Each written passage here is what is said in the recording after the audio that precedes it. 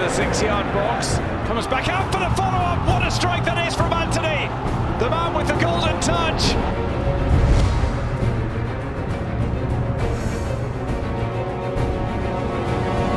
Football has that power. It has that power to change people's lives. Combine that with a city like Manchester. Boot വാങ്ങാൻ പണമില്ലാത്തവൻ കടം മേടിച്ച boot കെട്ടി നടന്നു കയറിയത് football ലോകത്തിന് നെറുകിലേക്കായിരുന്നു. അപാരമായ സ്കില്ലും ഡ്രിബിളിങ്ങും കൊണ്ടവൻ ആരാധകരെ നിരന്തരം ഹരം കൊള്ളിച്ചു. സാവോ പോളയിൽ നിന്നും അയാക്സിലേക്ക് എത്തി. പണ്ട് ടി വിയിൽ മാത്രം അവൻ കണ്ടിരുന്ന ചാമ്പ്യൻസ് ലീഗിൽ പിന്നീട് അവൻ പന്ത് തട്ടി. അതും ഏതൊരെതിരാളിയും തകർക്കാൻ ശേഷിയുള്ള ഒരു മാരക വർഷം. അതെ, പറഞ്ഞു വരുന്നത് ബ്രസീലിയൻ ഫുട്ബോളിൻ്റെ നെക്സ്റ്റ് ജനറേഷനിലേക്ക് അടുത്ത ഡീനോയ്ക്കും നെയ്മറിനും ഒപ്പം ചേർക്കാൻ കഴിയുന്ന ഒരു സാംബാബോയെക്കുറിച്ച്. പരിഹസിച്ചുകൊണ്ട് ഗോട്ട് എന്ന് വിളിച്ചവർക്ക് മുന്നിൽ റിയൽ ഗോട്ട് ആരാണ് എന്താണ് എന്ന് കാണിച്ചു തന്ന ഒരു മുതലിനെ കുറിച്ച്. അതെ, the real got Antony dos Santos.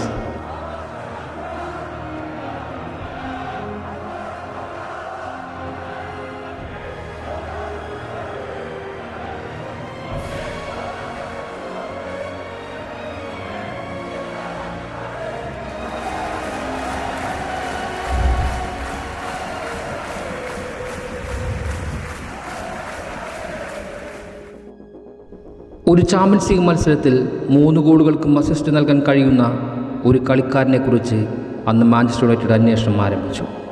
അത് ചെന്നെത്തിയത് അയാക്സിൻ്റെ ക്യാമ്പിലേക്കായിരുന്നു. പക്ഷേ അവിടെ കണ്ടതും കേട്ടതും മറ്റൊന്നായിരുന്നു. യൂറോപ്പിൽ ലഹരി പിടിപ്പിക്കുന്ന മറ്റൊന്ന് അവൻ്റെ പക്കലുണ്ടായിരുന്നു. അതെ, ദ സാംബ സ്കിൽസ്. അക്കാലത്ത് അയാക്സിൻ്റെ നിരയിലെ ഏറ്റവും അപകടകാരിയായ ആ കളിക്കാരനെ യുണൈറ്റഡ് സ്വന്തമാക്കാൻ തീരുമാനിക്കുന്നു. പിന്നീട് 2021 95 മില്യൺ രൂപയ്ക്ക് അവൻ ഓൾഡ് ട്രാഫോർഡിലേക്ക് കൊണ്ടുവരികയും ചെയ്യുന്നുണ്ട്. തൻ്റെ ആദ്യ മത്സരത്തിൽ തന്നെ ആൻ്റണി മാഞ്ചസ്റ്റർ യുണൈറ്റഡ് ആരാധകരെ ത്രില്ലടിപ്പിച്ചു. ഇത്രയും സ്കിൽഫുള്ളായ ഒരു പ്ലെയറെ വലിയൊരു തുക കൊടുത്തു കൊണ്ടുവന്നതിൽ അവർക്ക് സംശയമോ അതിശയമോ ഉണ്ടായിരുന്നില്ല. വരും ദിവസങ്ങളിൽ ആൻ്റണി മാഞ്ചസ്റ്റർ യുണൈറ്റഡിൽ വലിയൊരു വിപ്ലവം സൃഷ്ടിക്കുമെന്നവർ വിചാരിച്ചു. പക്ഷേ കാര്യങ്ങൾ അത്ര എളുപ്പമായിരുന്നില്ല. തൻ്റെ ഇടംകാലുകൾക്ക് ഇംഗ്ലണ്ട് അന്തരീക്ഷത്തിൽ പിഴവുകൾ സംഭവിക്കാൻ തുടങ്ങി. അയാളിലെ വേഗതയും ഡ്രിബ്ലിങ്ങിനും ശക്തി കുറഞ്ഞു. ഓരോ ദിവസം മുന്നോട്ട് പോകുന്തോറും ആ പഴയ ആൻ്റണി വിമർശനങ്ങൾക്കിരയായി തുടങ്ങി. ഇത്രയും വലിയ തുകയ്ക്ക് ഉപകാരമില്ലാത്തൊരാടിനെ മേടിച്ചു എന്ന് പോലും സ്വന്തം ആരാധകർ പരിഹസിച്ചുകൊണ്ടിരുന്നു. പിന്നീട് വല്ലപ്പോഴും ഒരു ചെറിയ മൂവ്മെൻറ്റുകൾ ഒഴിച്ചു നിർത്തിയാൽ ആൻ്റണി ആ പഴയ പ്രതാപത്തിനോട് കൂറുപുറത്തിയിരുന്നില്ല. പതിയെ പതിയെ അവൻ താഴെ തട്ടിലേക്ക് കൂപ്പുകുത്തി. ടെൻ ഹാഗിന് കീഴിലും ഒരു ബാക്കപ്പ് പ്ലെയറായി മാത്രം ആൻ്റണി പിന്നീട് തുടർന്നു. പിന്നീട് ടെൻ ഹാഗിന് ശേഷം മാമറോൺ വരുന്നു. പക്ഷെ കാര്യങ്ങൾ അപ്പോഴും സുഖകരമായിരുന്നില്ല. പിന്നീട് പലയിടത്തും ആ വാർത്ത പരന്നു തുടങ്ങി. അത് വലിയ പ്രതീക്ഷയുമായി മാഞ്ചസ്റ്ററിലേക്ക് നടന്നു കയറിയ Antony dos Santos Manchester United വിടുന്നു എന്ന്.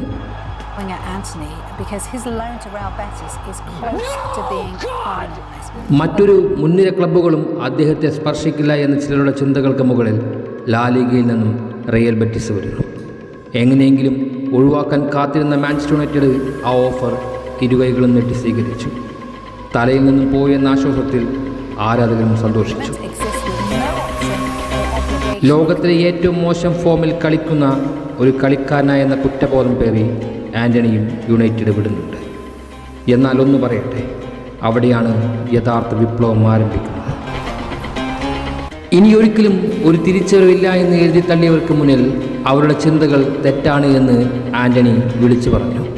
അദ്ദേഹത്തിന് മുൻകാല പോരാട്ടങ്ങളെ പരിഹസിച്ച മാഞ്ചസ്റ്റർ യുണൈറ്റഡ് ആരാധകരെ ഇത്തവണ അദ്ദേഹം നിശബ്ദമാക്കി.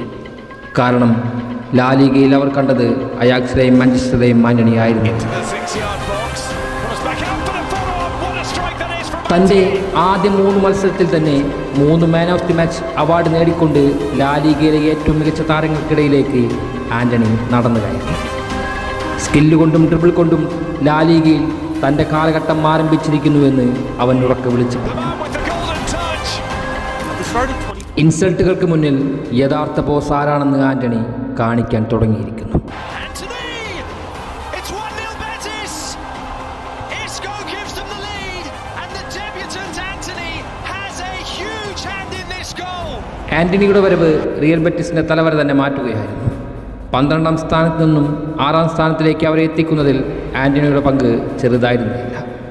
മറ്റൊരു ബാഴ്സലോണയെ പോലെ ബെറ്റിസ് ജയിച്ചു കയറുന്നത് കണ്ട് ആരാധകർ ആന്റണി എഫക്റ്റ് എന്ന് വിളിക്കാൻ തുടങ്ങി.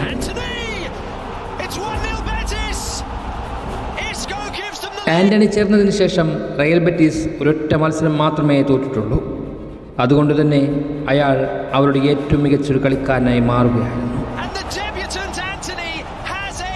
ഇന്ന് ഏകദേശം ചാമ്പ്യൻസ് ലീഗിലേക്ക് വരെ യോഗ്യത നേടുവാൻ അവർക്ക് അവസരമുണ്ട്.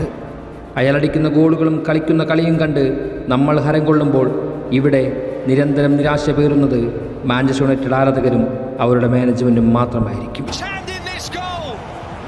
കളിയാക്കിയവരെ കൊണ്ട് തന്നെ കൈയടിപ്പിച്ചുകൊണ്ട് ആന്റണി അയാളുടെ പോരാട്ടം തുടരുകയാണ്.